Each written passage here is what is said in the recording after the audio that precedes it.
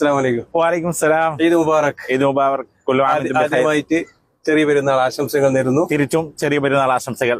എന്താണ് ഇന്നത്തെ പെരുന്നാളായിട്ട് നിന്റെ പരിപാടികളും എങ്ങനെയാണ് പെരുന്നാൾ? ആക്ച്വലി എല്ലാവർക്കും അറിയുന്ന കണക്ക് ഇന്ന് UAE എല്ലായിടത്തും ഇന്ന് പെരുന്നാളാണ്. സൗദിയിൽ പെരുന്നാളാണ്. പെരുന്നാളായിട്ട് എന്താണ് നിന്റെ പരിപാടി? പെരുന്നാളായിട്ട് പ്രത്യേകിച്ച് നമ്മൾ പ്രവാസികളാണ്. അപ്പൊ നമുക്ക് വീട്ടിലേക്ക് വിളിക്കേണ്ടതാണ്. പക്ഷെ അവിടെ നോമ്പായത് കൊണ്ട് അവരെ റെസ്പോൺസ് അറിയാലോ. നാട്ടിലത്തെ ദിവസം വളരെ ചൂട് കൂടിയ ഒരു സമയമാണ്. അപ്പൊ അവർക്ക് അതിന്റേതായ ബുദ്ധിമുട്ടാവട്ടെ. ഇവിടെ നല്ല തണുപ്പല്ലായതുകൊണ്ട് അതെ അതെ അൽഹംദുലില്ലാഹ്. പറയാനുള്ള ഇവിടുത്തെ നോമ്പ് എന്ന് വെച്ചാല് ഒരു പ്രയാസം വന്നിട്ടില്ലായിരിക്കും കഴിഞ്ഞ നോമ്പിന്. പക്ഷെ നാട്ടിലത്തെ അപേക്ഷിച്ചിട്ട് താമസിക്കുന്നവർക്ക് ഒരു നിസ്കാരം നമ്മള് എലക്ട്ര പാർക്കിലായിരുന്നു. അറിയാലോ, വിശാലമായ പള്ളിയാണ്. ബ്രേക്ക്ഫാസ്റ്റ് രാവിലെ ഞാൻ 4:30 എണിച്ചിട്ട് ബാക്കാക്കിന്.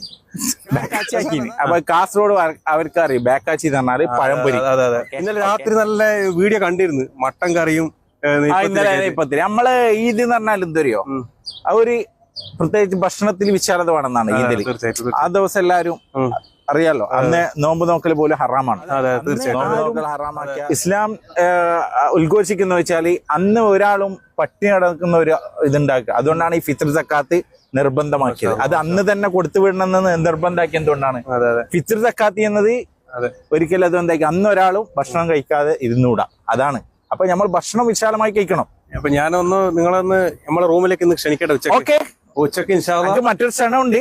എന്നാലും സാരമില്ല. ആരെ ക്ഷണം അതും ഒരു ഇതിന്റെ ഭാഗമാണ്. ആയിക്കോട്ടെ. ക്ഷണം സ്വീകരിക്കല് സുന്നത്താണ്. മറ്റേ ക്ഷണത്തിന് അല്ല, അപ്പോ നമ്മുടെ ഇവിടെ ഇപ്പൊ ഇന്ന് നമുക്ക് ഈ ഒരു ചെറിയ ഇത് നമുക്ക് വേണ്ടി ഫോട്ടോഷൂട്ട് നടത്തിയ ഷിബിലിയാണ്. അദ്ദേഹത്തെ ഈ സംരംഭത്തിലേക്ക് സ്വാഗതം ചെയ്തുകൊള്ളുന്നു. പ്ലാൻ ഇട്ടിട്ടുണ്ടോ? അല്ല, ഇന്ന് ആക്ച്വലി ചെറിയൊരു ട്രിപ്പ് പ്ലാൻ ചെയ്യുന്നുണ്ട്. പക്ഷെ അത് വൈകുന്നേരത്തിന് ശേഷം നമുക്ക് വണ്ടിന്റെ അവൈലബിലിറ്റി. നിങ്ങളൊരു ഒറ്റ സുഹൃത്തുണ്ടായില്ല, ഹബീബ് മാലിക്.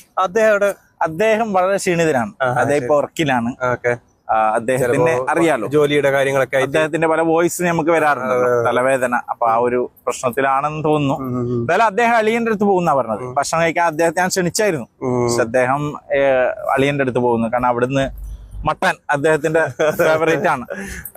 അദ്ദേഹം എന്ത് വിഷമുണ്ടെങ്കിലും എനിക്ക് തോന്നുന്നു മട്ടനോട് വലിയൊരു മട്ടനും അദ്ദേഹമായിട്ട് അഭേദ്യമായ ബന്ധമുണ്ട് എന്നാണ് ഞാൻ മനസ്സിലാക്കിയത്.